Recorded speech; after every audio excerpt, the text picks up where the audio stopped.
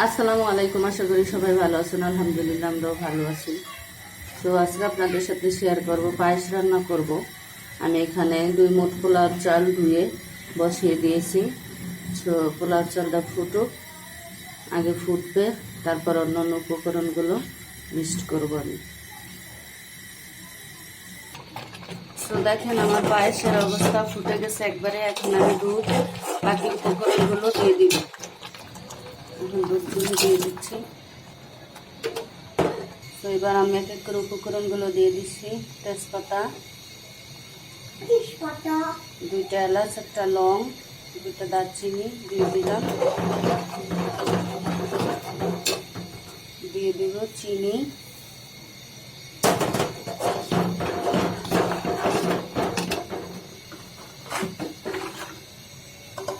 তারপর স্বাদ মতো লবণ দিয়ে দিচ্ছি আমি।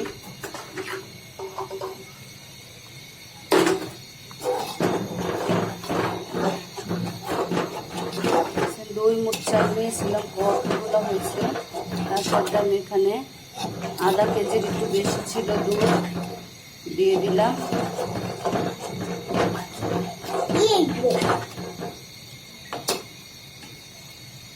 চিনি লাগবে আর একটু, মিষ্টিটা আমি দেখে নিয়েছিলাম কম হয়েছে, কারণ আমরা একটু কড়া মিষ্টি খাই, সব কিছুতে মিষ্টিটা কড়া খাই।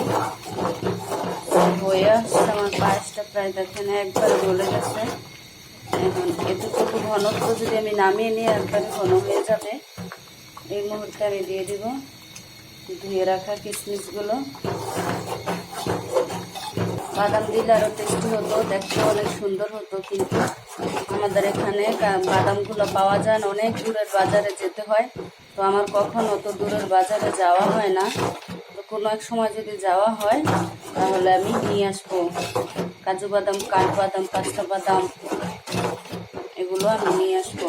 তো যাই করে যাওয়া হয় না, আমি অত ভালো চিনি না, তো সময় হয় না আমার হাজব্যান্ডের, সেক্ষেত্রে আমার যাওয়াও হয় না।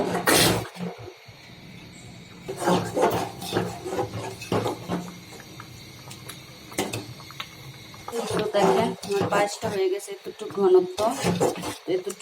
আমি নামিয়ে নেব, কারণ আরও ঘন হয়ে যাবে। আমি যদি আর একটু ঘন করতে যাই তাহলে একবারে শক্ত শক্ত হয়ে যাবে, তাহলে আমার বাচ্চা খেতে পারবে না। ও আবার শক্তটা পছন্দ করে না, যেটা নরম সেটা পছন্দ করে। তো এই যে দেখুন, কারণ পায়েস, সেমাই এগুলো হচ্ছে আপনার নামাইলে নরম দেখে নামানোর পরে শক্ত হয়ে যায়।